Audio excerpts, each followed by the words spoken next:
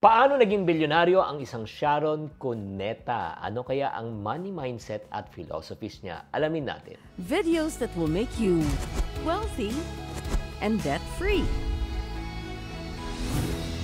For me, I had to, and I still am, trying to keep learning, studying, never think you know everything, and also to constantly reinvent yourself. I try to do that all the time. Hi there, this is Shinkitan, your pambansang wealth coach. Sobrang excited ako today because we are going to do a commentary video based on the latest na parang video po ni Ms. Sharon Cuneta. Ilalagay na lang po natin yung link, no, yung buong segment po. Panoorin nyo na lang po. And she's going to share her thoughts. Ano ba talaga ang sikreto? Kung bakit ba siya talagang naging successful at ano pa ang kanyang diskarte kung paano siya talagang yumaman. So right now, umpisa na po natin. Ano kaya ang sikreto ni Sharon kung paano niya napanatili ang kanyang katanyagan for over 45 years? I think I've evolved several times in my career, but it's important in any other profession or in your life, your personal life, to keep evolving, to change and to grow with the times. We can't just stay in one place while the rest of the world is moving fast, diba, leaving us behind. Ay nako, totoong-totoo yan, guys, because the only thing that is permanent in this world is what? Change. Because if we do not change, we become extinct.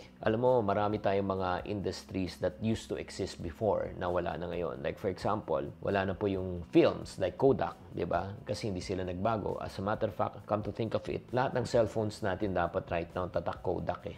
Kasi camera na po ngayon eh. Number 2, like for example, nawala na rin po yung Nokia, di ba? Ang number 1 brand dati. Naalala niyo pa yung Nokia 5110 na dilaw ang phone na may malit na antena. Kahit bato mo sa magnanakaw, ibabato sa'yo pabalik.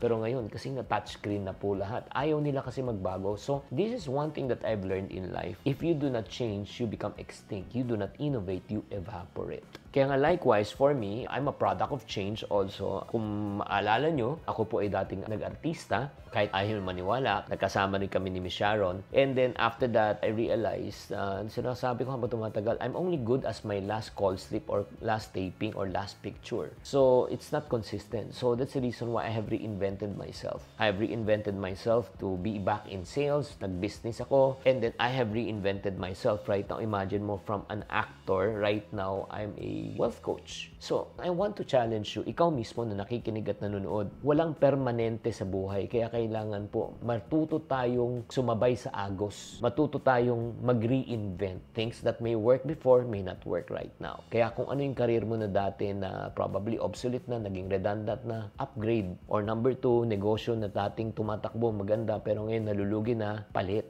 Kaya huwag kayong matakot. Pero next naman, aside from that, napag-usapan din, ano ba ang sikreto ni Sharon kung bakit siya nag-upgrade, paano siya ika nga nag-upskill. At ito ang kanyang sinabi.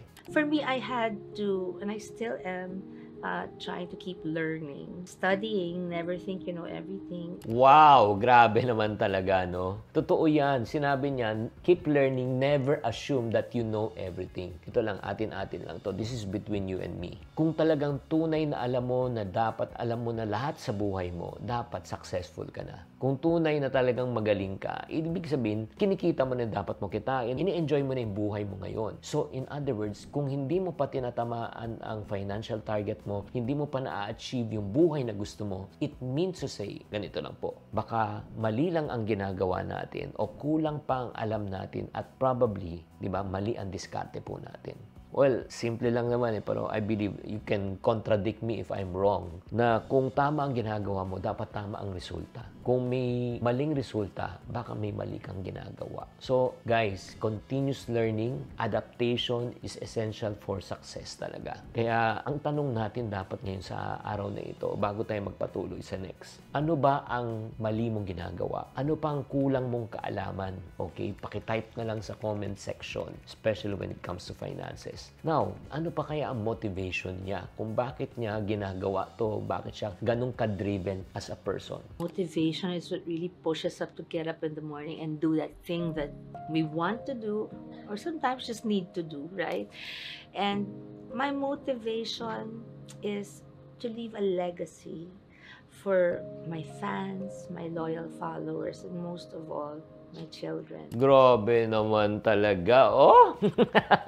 I'm really very impressed with Miss Sharon na talagang naintindihan niya yung parang para kanino ka ba bumabangon. Napakahirap kasi gumising sa umaga pag hindi mo alam kung ano ang gusto mo sa buhay, kung anong pinaglalaban mo sa buhay. This is really a beautiful reminder for all of us that we need to have a deep why.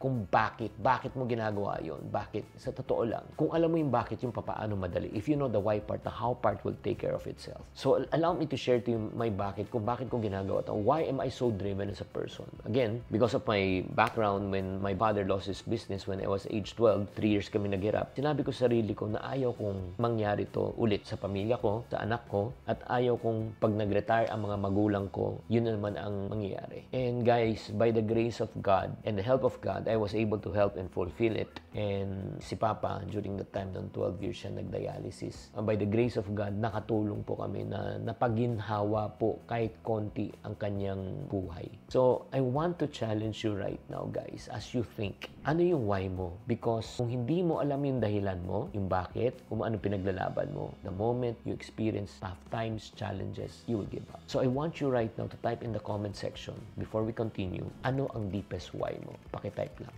Let's go on to the practical side naman of the personal finance. Ano naman yung mga financial wisdom na pwedeng i-share ni Sharon to us and with us? Anong matutunan natin? Let's watch this. You can always, one way is to open a savings account with a bank, and then you can grow your wealth faster and reach your long-term goals when you invest. Grabe. Totoong-totoo yan, guys. Tayo mga kaiponaryo, yes, nag-uipon tayo sa bahay. Pagkatapos natin maipon sa bahay, kailangan dalhin natin sa bangko. For several reasons. Number 1, mas secure siya. Number 2, mas hindi makukupit. And then number 3, ang kagandahan din na you're establishing a banking relationship already just in case in the near future. Diba kung kailangan mo talaga mangutang para sa car loan, housing loan, business loan, meron ka ng footprint, no? Kilala ka na ng bangko. At pang-apat, ang kagandahan din, may interest. Lalo na kung yung mga e-bank po ngayon, nagigib ng mga 3.5 to at least 6% interest per annum. And then not only na dinagay natin sa bangko, sinabi niya napaka-practical din.